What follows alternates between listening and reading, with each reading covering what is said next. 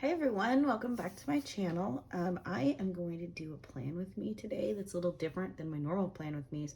I thought it would be fun to do a plan with me in my teacher planner. I usually do all of my planning at work. I kind of ran out of time this week.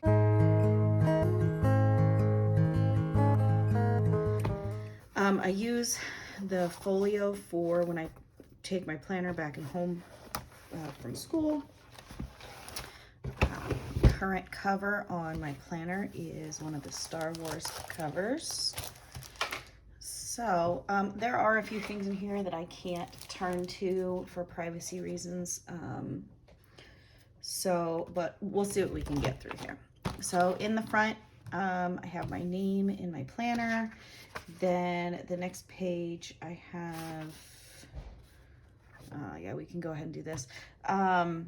I have my bell schedules, things like that already put in here.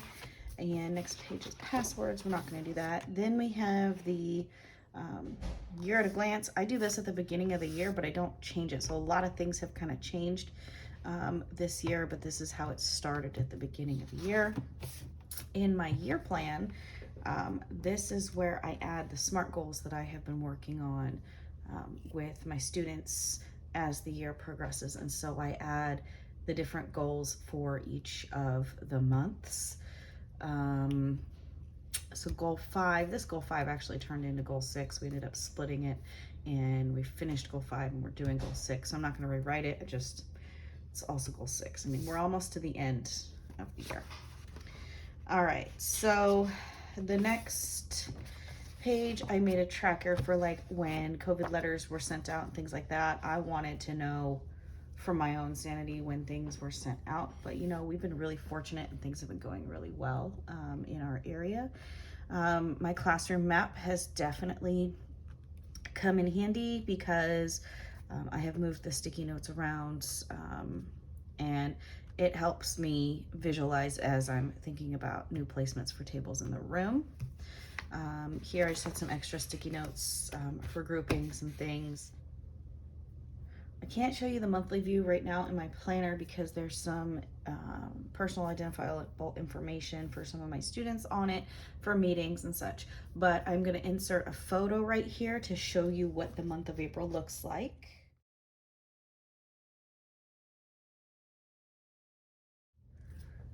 All right, this is the weekly view of my teacher planner for this week that we're gonna do for this plan with me. So this is the week of April 25th. I do make my own stickers on my silhouette to put up here for my tabs. So I put my lesson plans and standards on this page, any notes about things going on in this column, our social, emotional, academic support class each day.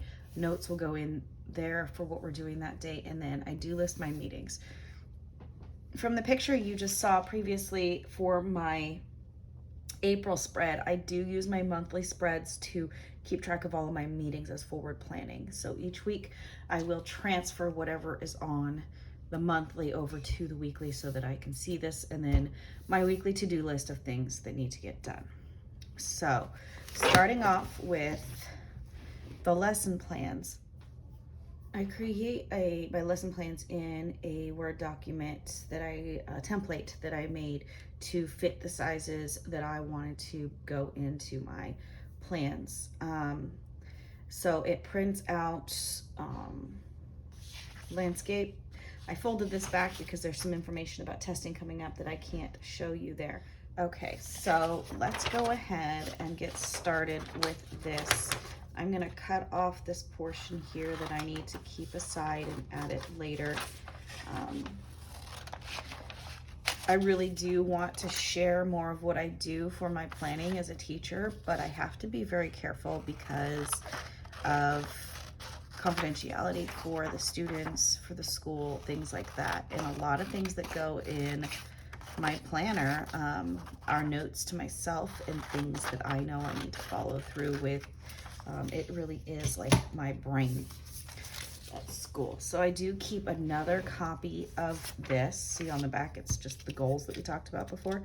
I do keep another copy of my plans posted outside my door because that's our school's policy. So at any time they can come and see what the lesson plans are, what our focus is, and stuff like that. But I like to have a copy in my planner. So I just formatted this on a Word document, and I can just place it in.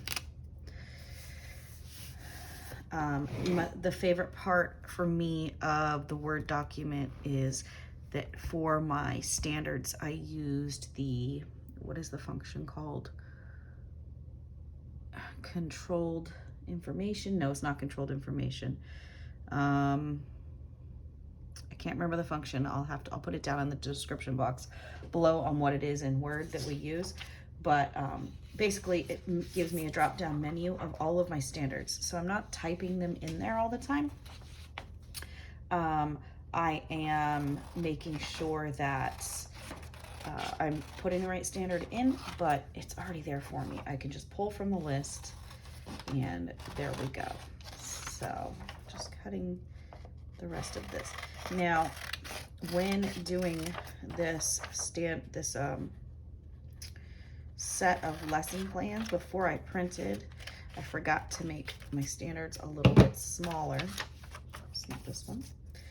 And so you'll see when I go to put this on, it'll actually go a little bit lower, which is fine. What I'm going to do here is, let's see.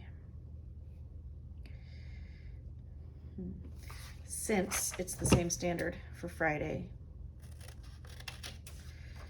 I will go ahead and take this one off because it's the same standard each day. So it was a bit repetitive. So I'm going to take this off so I can make it fit.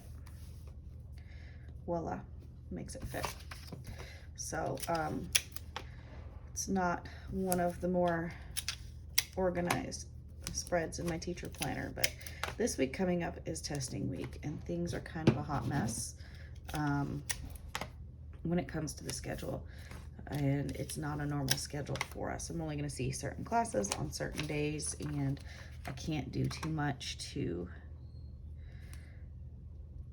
with those classes to make sure that they're not missing out if they're not coming to see me. So I put that one there. So this is just, I just took this standard off here, which is the same, which I could put it on here and create a flap, which I've done in the past. So I put this here and fold this down, and it creates a flap. I'll go ahead and do that to show you. I would normally do this if the standards were different ones for that day, but we're working through this unit right now, and they're all staying the same. Come on now, stick. So I would put this down, and then this one folds, so you can still see your standard here, and you still have that there, and it works. Okay, so for this column here, this is where I put students that are absent. So I'm not going to go through the previous pages and show that to you because this is where students are absent, and I'm not going to put their names up there. On this side, I do have some information that I can add here. And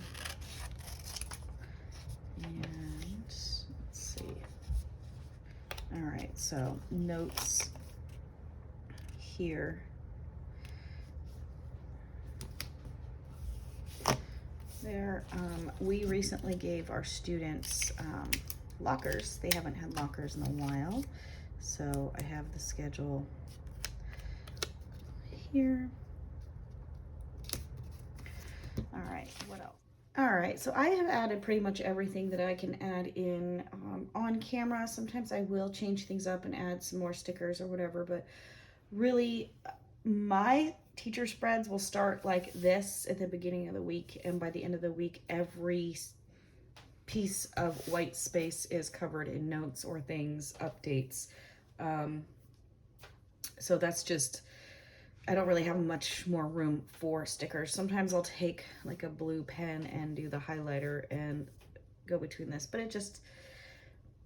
it's not real fancy, and it's not real colorful. This is not like my normal plan with me's where I do my, I use the foil and I have fun with all of the colors and things. So this is more of the functional planning. If you have any questions, please put it down in the description box below, comment box below. The new Erin Condren planners will be coming out eventually this year, and I can answer any of your questions about that. If you're thinking about trying this planner system for school, whether it's homeschool or a public school, I'm here to help, and I hope you have a great day. And for you teachers out there, wherever you are in your school schedule, I hope that summer comes soon and you get a much needed break. All right, thanks for watching, guys. Bye.